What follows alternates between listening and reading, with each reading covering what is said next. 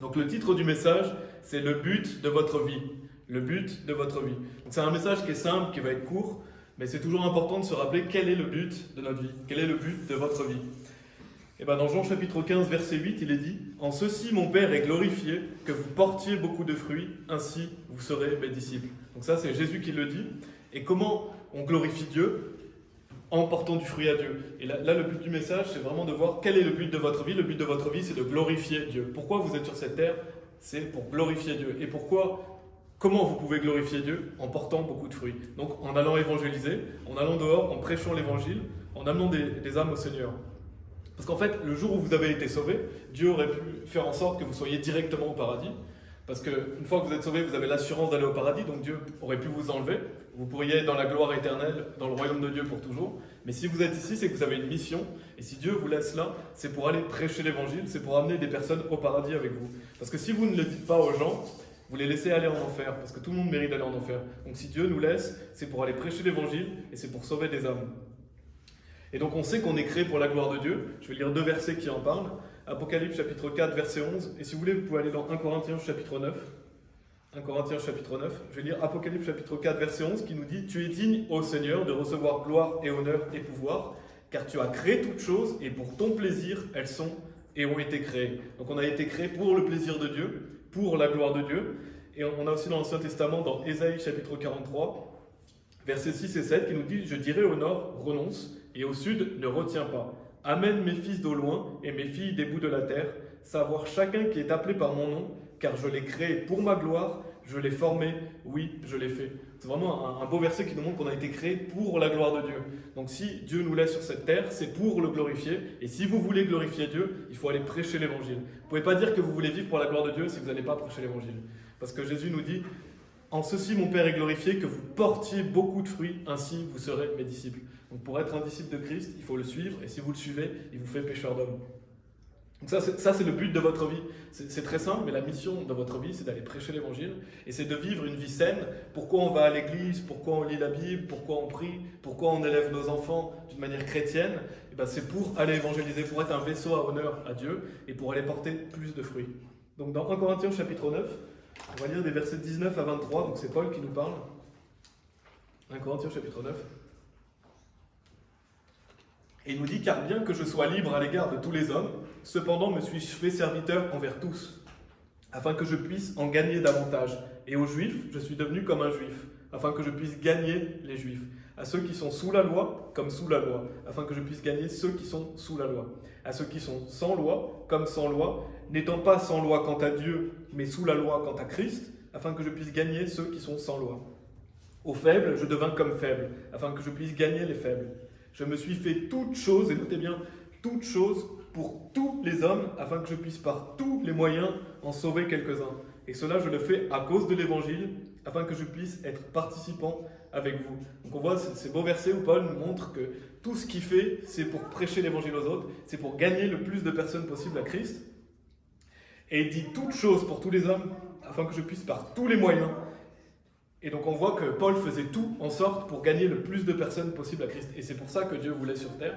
Vous faites tout votre possible pour amener le plus de personnes possible à Jésus-Christ.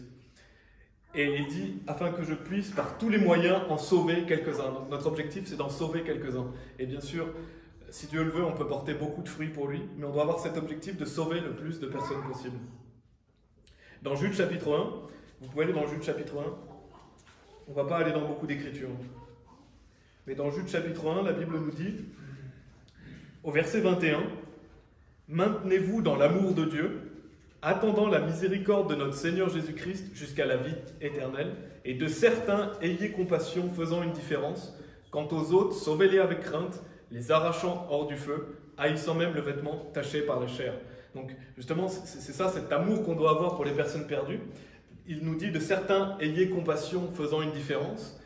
Quant aux autres, sauvez-les avec crainte. Donc on voit qu'on peut sauver des personnes avec compassion, d'autres avec crainte. Ça dépend quand vous parlez à la personne, vous pouvez voir en fonction de comment est la personne, comment elle répond, ce qu'elle vous dit. Mais on doit avoir cet amour, et d'ailleurs il est dit « maintenez-vous dans l'amour de Dieu » un peu plus tôt, au début du verset 21. Parce que si vous vous maintenez dans l'amour de Dieu, alors vous allez évangéliser. Et qu'est-ce que ça veut dire? Ça veut dire que si vous n'allez pas évangéliser, vous n'êtes pas maintenu dans l'amour de Dieu. En fait, c'est un des fruits de si vous aimez vraiment Dieu, si vous aimez vraiment les autres, alors vous allez évangéliser. En fait, vous ne pouvez pas dire oui, j'aime mon prochain, mais je ne prêche pas l'évangile. Ce serait un mensonge, parce que l'amour de votre prochain se manifeste par le fait que vous leur prêchez l'évangile. Et donc certains avec compassion, faisant une différence, quant aux autres, sauvez-les avec crainte, les arrachant hors du feu. C'est vraiment une expression forte quand on pense à cette notion d'arracher hors du feu. Parce que arracher, ça veut dire tirer quelqu'un de quelque chose. En fait, c'est comme si vous tiriez les gens de l'enfer, parce qu'ils méritent d'aller en enfer. Donc quand vous leur prêchez l'évangile, vous les arrachez hors du feu. Et la Bible dit, connaissant donc la terreur du Seigneur, nous persuadons les hommes. Donc on connaît la terreur du Seigneur, on connaît que l'enfer existe, donc on persuade les hommes, on veut qu'ils soient sauvés. Et vous n'avez que cette vie pour faire ça. C'est ça l'encouragement que je vais vous donner aujourd'hui, c'est que vous n'avez qu'une vie pour prêcher l'évangile le plus possible. Vous n'avez que cette vie pour sauver les âmes. Une fois que vous êtes au paradis, vous êtes dans la félicité, la gloire éternelle, vous ne pouvez plus revenir sur terre prêcher l'évangile. Donc c'est pendant cette vie ici que vous devez justement avoir cet objectif de prêcher l'évangile, d'amener le plus de gens possible avec vous. Parce que vous luttez pour sauver les âmes, mais il y en a qui luttent pour damner les âmes. Donc justement, nous, on doit lutter pour sauver les âmes. Et l'amour de notre prochain va nous pousser justement à aller évangéliser. C'est pour ça qu'on y va aujourd'hui. C'est pour ça que c'est bien de continuer cette lignée des méga-marathons. C'est parce que dans plusieurs pays, les personnes se lèvent pour aller prêcher l'évangile et on a envie de prendre part à ça. Et donc, comme je l'ai dit, si on mène la vie chrétienne, si on se sanctifie, c'est justement pour être plus propre au travail de Dieu. C'est ce qui est dit dans Jean chapitre 15, verset 2. Donc on a lu le verset 8 qui nous disait qu'on glorifie le Père lorsqu'on lui porte du fruit. Mais au verset 2, donc un peu plus tôt, Jésus nous dit aussi « Toute branche en moi qui ne porte pas de fruit, il la retire, et toute branche qui porte du fruit, il la taille, afin qu'elle puisse porter plus de fruits. » Donc en fait, quand vous allez évangéliser, Dieu vous taille, parce qu'il vous aide à vous sanctifier. Dieu bénit les personnes qui vont évangéliser, donc il va vous aider à enlever les péchés de votre vie, afin que vous portiez encore plus de fruits. Donc en fait, quand vous menez une vie sainte, c'est pour porter plus de fruits à Dieu. Toute notre vie, elle est faite pour aller porter du fruit à Dieu, pour le glorifier. Et je vais donner pour terminer un exemple, j'en avais déjà parlé dans un message, je ne crois pas en avoir parlé ici, ou peut-être aux personnes, mais pas dans un message, mais je vais donner un exemple de ce qui m'était arrivé quand je travaillais dans la menuiserie. À l'époque, je travaillais dans la menuiserie et on était 3 personnes, on travaillait sur un chantier. Et donc j'avais un collègue qui attendait à la fenêtre parce qu'on devait lui passer du bois, enfin des choses qui restaient par terre, et il devait les mettre dans une machine pour les descendre. Et j'étais avec un autre collègue et nous on devait amener le bois justement à mon autre collègue. Et en fait, on avait quasiment terminé, j'ai soulevé une plaque qui était par terre, et je commençais à avancer avec la plaque, et en fait, mon collègue m'a dit stop. Donc je me suis arrêté net, j'avais le pied comme ça, et en fait, j'ai regardé, j'avais un trou en dessous de moi, il faisait la taille pile pour que je tombe dedans. Et Dieu merci qu'il m'a dit stop, parce que je ne sais pas où je serais. Je ne sais pas si je serais mort, ou si je serais handicapé, ou... Enfin, Dieu seul sait, mais Dieu a veillé sur moi par ce collègue, parce que ce collègue m'a dit stop. Mais ce que je me dis, c'est s'il ne m'avait pas dit stop, qu'est-ce que je serais devenu? Et en fait, j'utilise cet exemple... tout simplement parce que si vous dites pas stop aux gens dans la rue, ils ont un pied au-dessus de l'enfer et ils vont tomber dans la fosse. Parce que moi, c'était un simple trou, je sais que je serais allé au paradis, bien sûr, j'ai pas envie de mourir, mais j'étais sauvé. Mais les gens, ils ne sont pas sauvés. Eux, c'est la fosse sans fond, c'est-à-dire c'est un trou éternel dans lequel ils vont aller, donc l'enfer. Et donc je remercie mon collègue d'avoir dit stop, mais dites stop aux gens, et après leur prêcher l'évangile, c'est ça l'objectif, bien sûr.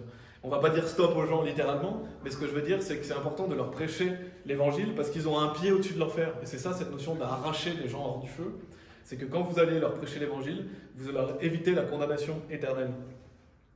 Et donc c'est ça, on doit avoir cet amour brûlant pour les âmes et leur dire stop et ouvrir nos bouches, leur expliquer l'évangile et leur faire connaître le mystère de l'évangile. C'est ça le but de votre vie en fait. C'est aussi simple que ça, le but de votre vie, c'est d'aller prêcher l'évangile. On va prier. Merci Seigneur.